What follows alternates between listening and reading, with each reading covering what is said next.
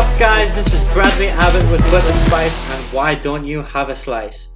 On this Wednesday episode, I'm going to be bringing you the classic roast chicken dinner. The way I cook it and the way I prepare it, just to share my insight on it. And it's absolutely beautiful, succulent chicken with beautiful vegetables and some lovely gravy to go with it.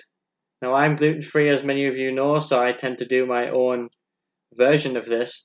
So, what I do was, the meat cooks first. So, I tend to season the chicken with black pepper and salt, parsley, like the parsley that you get that's already ground up. And I tend to, sometimes I butter the chicken, put it in the oven again, turn the oven on, 10 minutes in, roast the chicken. While the chicken's cooking in that preheated oven, you start preparing the vegetables, whether it's frozen or whether it's, especially in this economical climate that we're having, sometimes frozen vegetables, bags of them, are more economical, cheaper for you to buy. So whether it's frozen or fresh, chop them up, stick them in the hob, boil your kettle, prep your veg, set them on the go. I tend to use new potatoes that are already tinned. So pour them in, mix the vegetables together, or separate them if you have many different like hobs. Season your veg, salt and black pepper them. Okay. Once you've done that, just leave your chicken for another 5 to 10 minutes. It depends on how you like your chicken. Some people like it soft, some people like it more roast, in terms of like a bit more colour, a bit browner. And once that is started on the go, now, I must admit I don't have the recipe right now to bake gluten-free Yorkshire puddings, but I'm going to bring that to you in future episodes, so stay tuned with that one.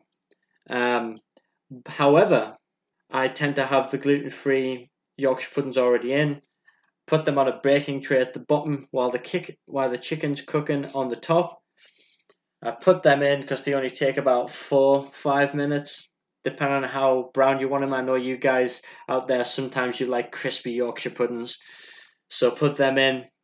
Once the Yorkshire puddings are in, you don't have that much time left. So what I would do is check your veg, check your potatoes, dish those up, season them. Bit of parsley, bit of salt, maybe a bit of black pepper for extra seasoning, maybe a bit of butter if you like that sort of thing. And start making your gravy. I tend to have just the powdered Bristol gravy, the gluten-free one.